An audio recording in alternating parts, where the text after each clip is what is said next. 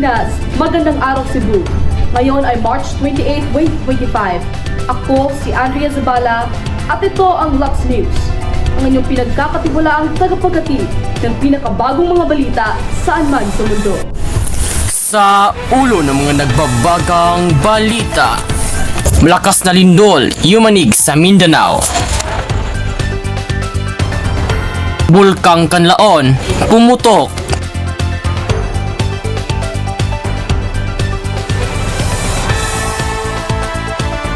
Typhoon Odette, humagupit sa Visayas at Mindanao. Yan ang ating mga pangunahing balita ngayong araw. Isang magnitude 6.8 na lindol ang tumama sa silangang bahagi ng Mindanao noong August 2, 2024. Ayon sa PHIVOLCS, ang pagyanig ay may lalim na 10 kilometro at naramdaman sa iba't ibang bahagi ng rehiyon. Para sa karagdagang detalye, narito si Maisel Hera. Maisel? Maraming salamat, Andrea. Ayon sa PHIVOLCS, ang lindol ay dulot ng paglalaan ng Philippine Trench. Maraming mga residente ang lumikas sa kanilang mga bahay dahil sa takot. Ngunit sa ngayon ay wala pang naitalang malaking pinsala. Sa mga apektadong lugar, ang Surigao del Sur, Agusan del Norte at Davao Oriental naramdaman ang intensity 6, samantalang ang Cagayan de Oro at Bukidnon naman ay nakaramdam ng intensity 4.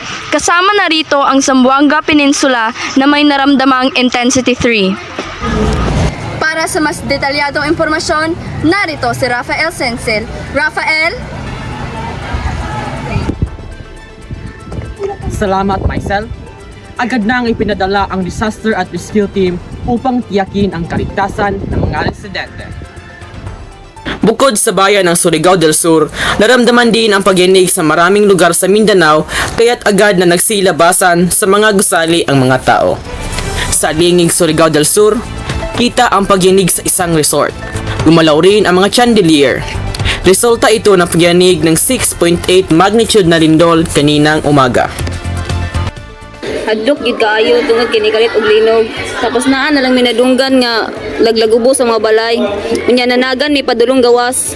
Unya pagtaod-taod kay naa pa di aftershock. Kalayuan sa Ginoo, safe ra gid me.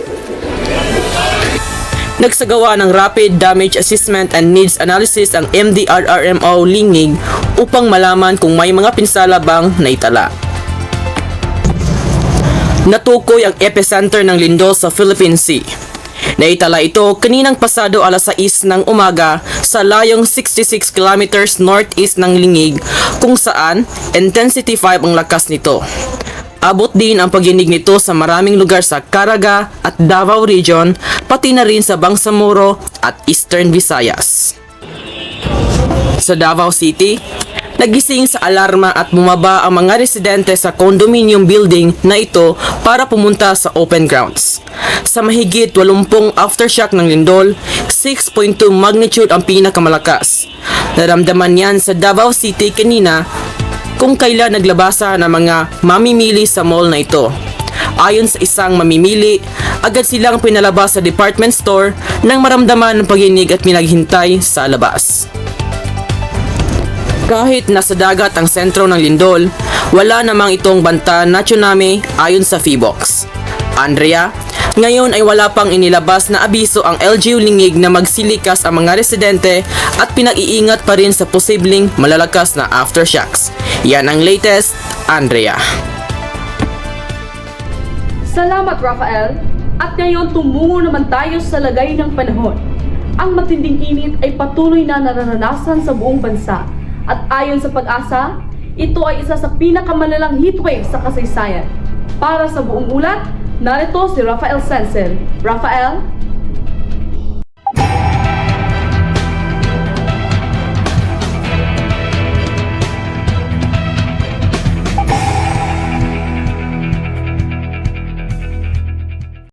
Magandang araw, Pilipinas!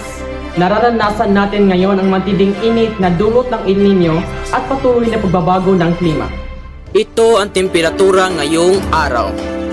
41 degrees Celsius sa Tuguegarao, Cagayan, 38 degrees Celsius naman sa Metro Manila, 37 degrees Celsius sa Cebu City, at 36 degrees Celsius sa Davao City.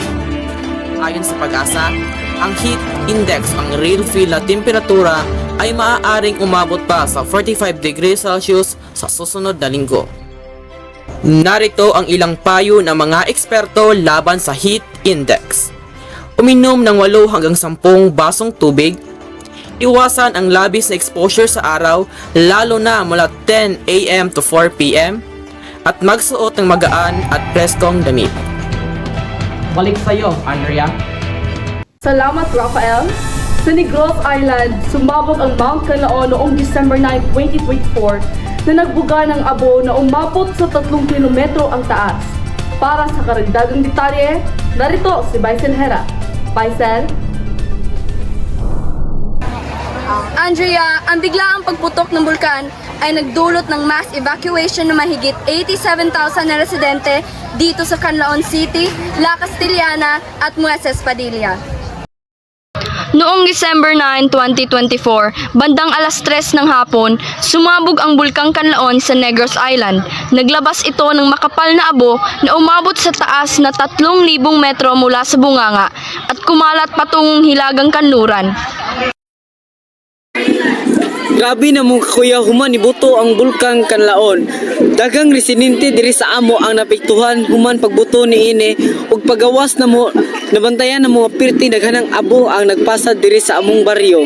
Ug mao kuni ang hinungdan og ganong nangamatay ang among mga hayupan ug ang mga pananom diri sa among baryo.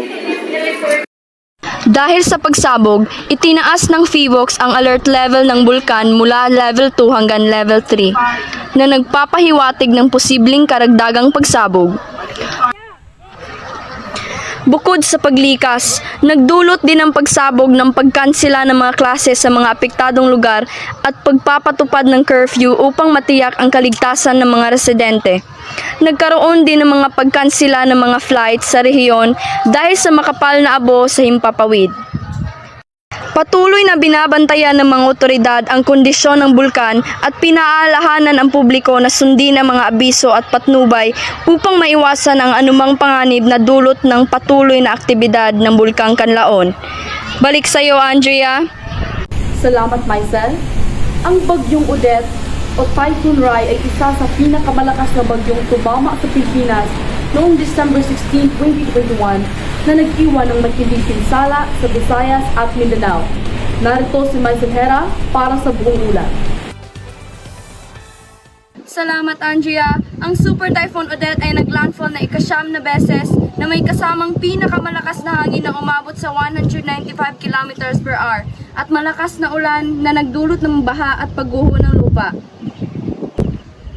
Ayon sa NDRRMC, mahigit 400 katao ang nasawi at halos 10 milyon ang naapektuhan ng bagyo. Para sa mas detalyadong impormasyon, narito si Rafael Sensi. Rafael? Salamat, Maisel. Dahil sa epekto ng bagyo, agad na naglunsad ng relief operations ang International Aid Organization, LGU, at Philippine Red Cross upang matulungan ang mga nasalanta. Sa kasalukuyang mga kuhang larawan matapos ang pananalasa ng bagyong Odette, makikita ang tindi ng pinsalang iniwan nito sa Visayas at Mindanao. Makikita sa mga video ang matinding pagbaha sa maraming lugar kung saan ang mga bahay ay halos lumubog sa tubig. Sa ilang bahagi, ang rumaragasang baha ay inanod ang mga sasakyan habang ang mga residente ay pilit na sumasagip sa kanilang mga gamit at umaakyat sa mas matataas na lugar upang makaligtas. Nangabasa jud mi tanan pero we ignore everything. Ang amo lang luwas lang ang kinabuhi since that typhoon was extraordinary strong. So ang nahitabo ato, we prayed together nga maluwas mi until such time nga ni subside na ang bagyo. So we are very thankful to God Almighty nga kuan kining naluwas jud in town mi, although dako kayo og damages, daghan kaayong debris nagkalat sa daan, but still ang amo ang gipasalamatan nga we are still alive. No one has lost. We are all intact. Sa ibang footage naman, Kapansin-pansin ang matinding hangin na nagpapatumba sa mga puno, poste ng kuryente at mga estruktura. Maraming gusali ang nawasak, ang ilang bubong ay nilipad ng hangin at ang mga lansangan ay halos hindi madaanan dahil sa mga nagkalat na debris. Dahil sa epekto ng bagyo, agad na naglunsad ng relief operations ang International Aid Organization, LGU at Philippine Red Cross upang matulungan ang mga nasalanta. Maraming salamat sa inyong pagsubaybay. Ako si Andrea Zabala. Ako, si Marcel Lecera. At ako, si Rafael Ryan Sensi. Walang kinikilingan. Walang pinapanigan. At kapagkakatiwalaan. Ito ang Lux News. Naglilingkod 24 oras para sa bayan.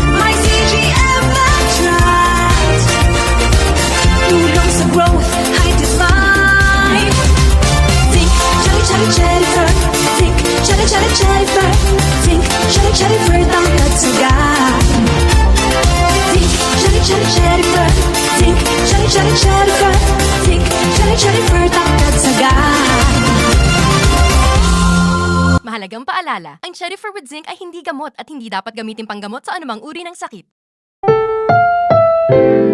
Ang susunod na programa ay rated PG. Ito ay nangangailangan ng patnubay at gabay ng magulang para sa mga batang manonood.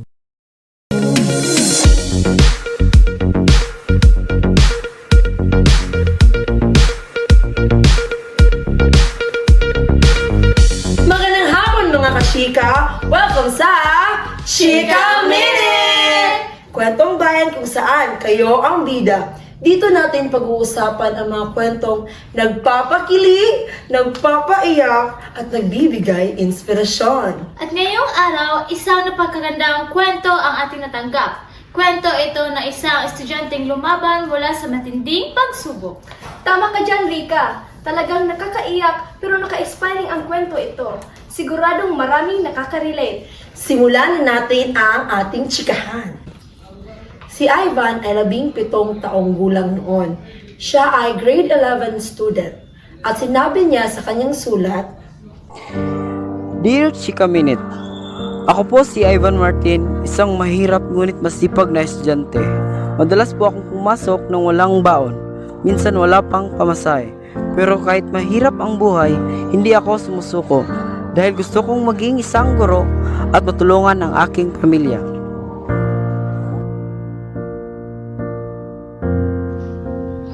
Grabe, nakaka-believe yung determinasyon niya. Ivan, saludo kami sa iyo. Alam mo, Ivan, hindi lang ikaw nakaranas ng ganitong sitwasyon noon. Marami estudyante sa Pilipinas ang patuloy na lumalaban sa kabila ng kahirapan. At ang pinaka nakakaiyak dito, kahit mahirap ang buhay niya, hindi siya napagod mangarap. alam niyo ba mga kachika?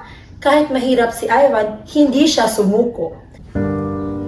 Madalas siyang naglalakad ng ilang kilometro papunta sa paaralan dahil wala siyang pamasahe.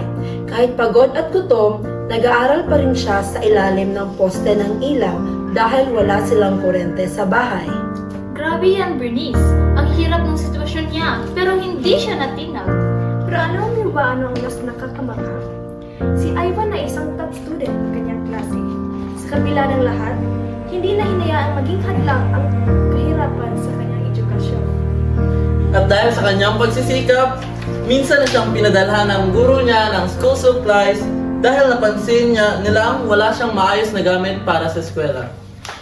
Pero mga kachika, heto ang pinaka-exciting na parte ng kanyang kwento dahil sa kanyang sipag at tiyaga, may isang taong naantig sa kanyang kwento at gustong tumulong.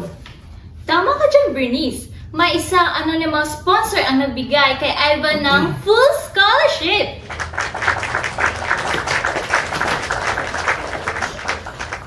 Hindi lang yan, may kasama pang monthly allowance at school supplies.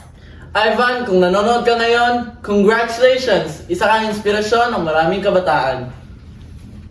At ito ang pinakakamanghamanghang bahagi ng kanyang kwento. Hindi lang siya nakatapos ng pag-aaral, siya ay naging isang matagumpay na guro na ngayon. Tama ka dyan, Bernice. Matapos ang ilang taong pagsisikap, si Ivan ay nakapagtapos ng kolehiyo bilang isang guro sa isa sa mga pinakamahusay na universidad sa bansa. Pero hindi doon nagtatapos ang kanyang laban.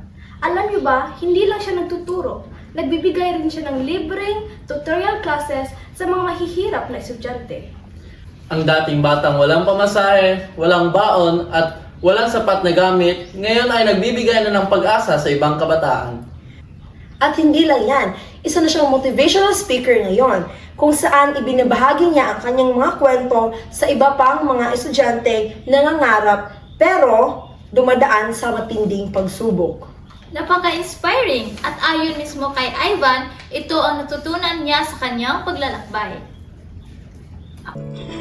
Kahit gaano kahirap ang buhay, hindi mo kailangang sumuko. Kahit walang pera, basta may pangarap at determinasyon, may paraan. Laban lang. At darating din ang tamang panahon na mararating mo ang iyong munting pangarap. Nakakaiyak naman ito. Iba talaga ang taong may pangarap at determinasyon. Ivan, ituloy mo lang ang laban. Maraming kabataan ang katulad mo, pero huwag kang suko dahil may mga taong handang tumulong. At para sa iba nating mga viewers na may kwentong gustong ibahagi, i-message na kami sa Chika Minute. Malay nyo, kayo ang susunod naming feature. At dyan nagkakapos ang ating Chika Minute. Kwento ng bayan hanggang sa susunod nating kwentuhan mga kachika. Lagi nating tandaan, lahat ng pangarap ay kayang abutin basta hindi susuko. At dyan nagtatapos ang isa na namang makabuluhang kwento ng pagsisikap at tagumpay. Manatili kayong nakatutok para sa mas maraming kwentong nagbibigay inspirasyon. Ako si Denver. Ako si Bernice. Ako si Reza. At ako si Kyra. At ito ang Chika Minute! Kwentong bayan kung saan nagbibigay inspirasyon sa mga Pilipino. Stay inspired, Pilipinas! Kita-kits sa susunod na Chika Minute.